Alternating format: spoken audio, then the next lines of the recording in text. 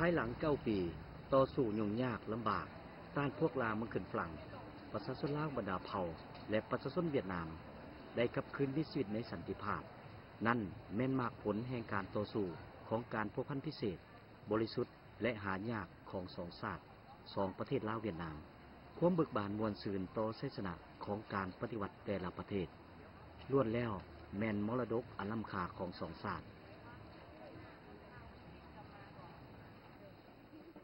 สันติภาพบ่ได้พอเท่าใด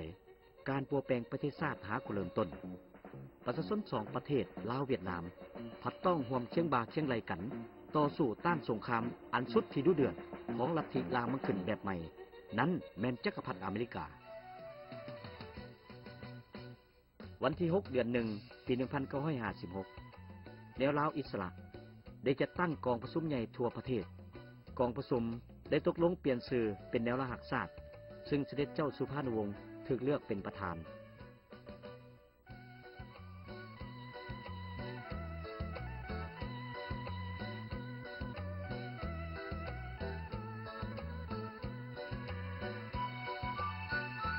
ภายใต้การนำพาของพรรคประชาชนปฏิบัติลาว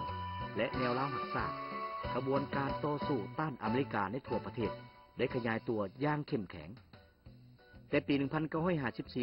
ถึงปี 1962 จักรพรรดิอเมริกาได้เพิ่มทวีการหุกคานเข้าลาวเฮ็ดรัฐประหารหลายครั้งเพื่อคนล้มรัฐบาลสมอันมีฝ่ายประเทศลาวเข้าร่วมสร้างตั้งอำนาจการปกครองของพวกคุณปฏิการได้กักขังเสด็จเจ้าสุภาณวงศ์และบรรดาผู้นำฝ่ายประเทศลาวที่เป็นสมาชิกรัฐบาลผสมสร้างสภาพเข่งตึงและบ่สงบอยู่ลาววันที่18เดือน5ปี 1959ด้วยการปกป้องสวยสู้ของประชาชนกองพันที่2ฝ่ายประเทศลาวได้มีพลิกไหวองค์อาจกล้าหาญพาวงปิดล้อมของศัตรูออกจากทุ่งหินเสียงขวางเมื่อสู่เขตปลดปล่อยโดยการอุ้มสู้สวยหนุนของทหารอาสาสมัครเวียดนามการอุ้มสู้ช่วยเหลือปกป้องของประชาชนและการปลุกระดมคนขวยน้ำใจรักชาติในทันแถวนายและพลทหารที่เวียนยามคุ้มครองอยู่คุกพลเข็ง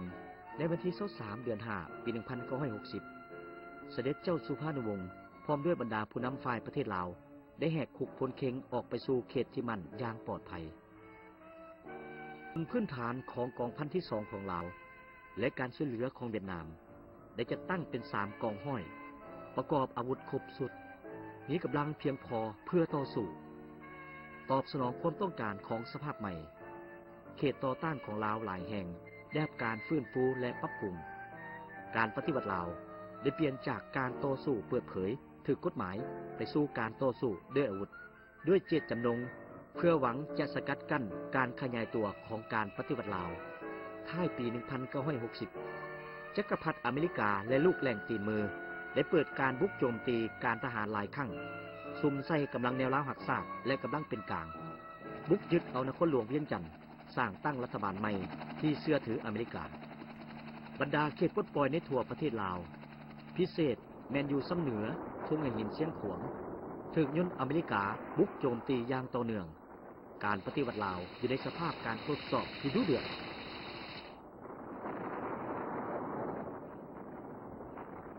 ต้นปี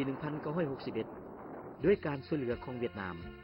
กำลังประเทศลาวและกำลังเป็นกลางบุกตีเข้าปลดปล่อยน้ำบากทุ่งไหหินแขวงพงศาลีเมืองเหี่ยมผาทีคำเกิดลักซาวเขตที่มั่นแข็งแกร่งของการปฏิบัติลาว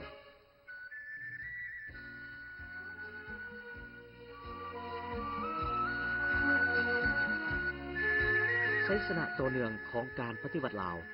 ได้บังคับให้จักรพรรดิอเมริกาต้องยอมเข้าร่วมกองประชุมสากล14ประเทศอยู่เซอร์แนล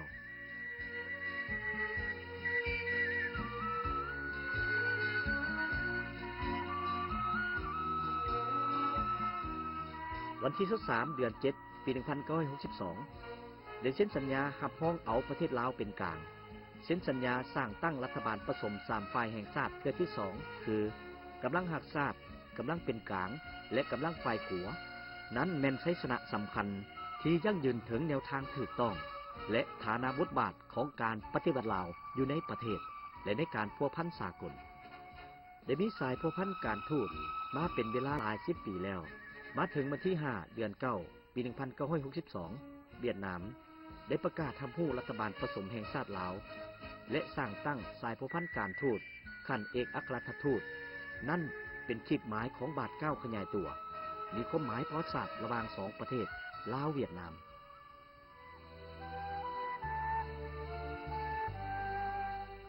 ต้นเดือน3ปี1963ประธานโฮจิมินห์และประชาชนเวียดนามเบิกบานมวลซืนต้อนรับเจ้าชีวิตและคณะผู้แทนของรัฐบาลราชอาณาจักรลาวที่เดินทางมาเยี่ยมยามเวียดนามต้นเดือน3ปี1963ประธานโฮจิมินห์และประชาชนเวียดนามเบิกบานมวลซืนต้อนรับเจ้าชีวิตและคณะผู้แทนของรัฐบาลราชอาณาจักรลาวที่เดินทางมาเยี่ยมยามเวียดนามประธานโฮจิมินห์ได้สังรวมสายพุทธบริสุทธิ์พุทธพองพิเศษลาวเวียดนามว่าการมายามประเทศเวียดนามของเจ้าชีวิตและบรรดาทานได้เฮ็ดให้2ประเทศพวกเขาที่มีดินแดนใกล้กันยิ่งมีจิตใจใกล้กันมีความเข้าใจกันและสายพัวพันหัวมืออันสนิทสนมระหว่าง2ชาติอ้ายน้องได้ก้าวขึ้นสู่ระยะใหม่อย่างงดงามที่ว่าฮักหอมกันหมายมั่นหลายสันภูก็ปีนไต่หลายแม่น้ำใหญ่และโคกค่อยขวงกั้นก็ดงไป2ชาติลาวเวียดใดฟังฮักอยู่ในใจหงหาทั้งแม่ของบ่เลิกปุ่นปานใดนับมือนับถึกปราศัยอย่างนักหน่วงอยู่ทั้ง2สนามรบการทูตสนามรบภาคใต้เวียดนามทั้งอยู่พื้นแผ่นดินของลาวจักรพรรดิอเมริกาได้กวงบ้าทอกเททหารและพาหนะสงครามเข้าลาวหวังจะรับศูนย์การปฏิวัติลาวแต่ละมือมีเรือบินมาทิ่มระเบิดใส่หมู่บ้านประชาชนในทั่วดินแดนลาวเป็นลายห้อยเที่ยวด้วยกำลังด้านป้องกันชาติและอาวุธทันสมัยจักรพรรดิอเมริกาอยากให้ประเทศลาวและเวียดนามกลับขึ้นไปสู่ยุคหินเวียดนามมีทิศปลุกระดมกำลังแห่งทั่วปกสนเด็ดเดียวตีต้านอเมริกาผูกหานพร้อมนั้นก็แข่งช่วยเหลือการปฏิวัติลาวในปี1966และปี1967กำลังประกอบอาวุธลาวได้สมทบกับทหารอาสาสมัครเวียดนามบุกตีศัตรูอย่างต่อเนื่องปกปักรักษาเขตปลดปล่อยปัดเคลียร์ศัตรูออกจากวงสู่รบกว่า 20,000 คนยิงยนต์ตกกว่า400 ลำ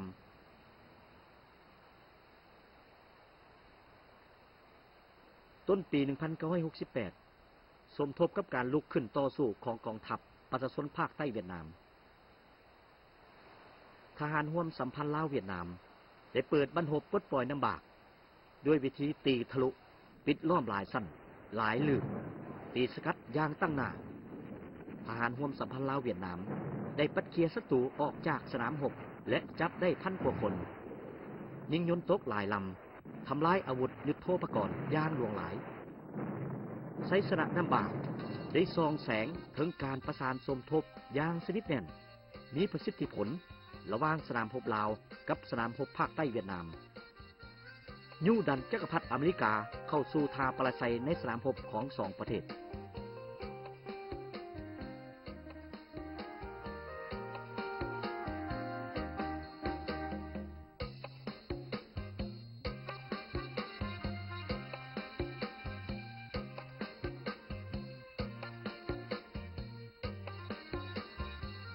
เวียดนามยังยืนหวาต่อกับลาวบ่เฉพาะแม่นช่วยเพื่อนหากยังถือเป็นความรับผิดชอบซึ่งประธานโฮจิมินห์ได้ว่าช่วยเพื่อนคือช่วยตนเองเวียดนามได้ทรงเชี่ยวชาญพลเรือนทางด้านเศรษฐกิจวัฒนธรรมศึกษาสาธารณสุขวิทยาศาสตร์เทคนิคหลายพันคนมาช่วยลาวสร้างเขตปลดปล่อยให้เป็นคือรัฐหนึ่งบรรดาผู้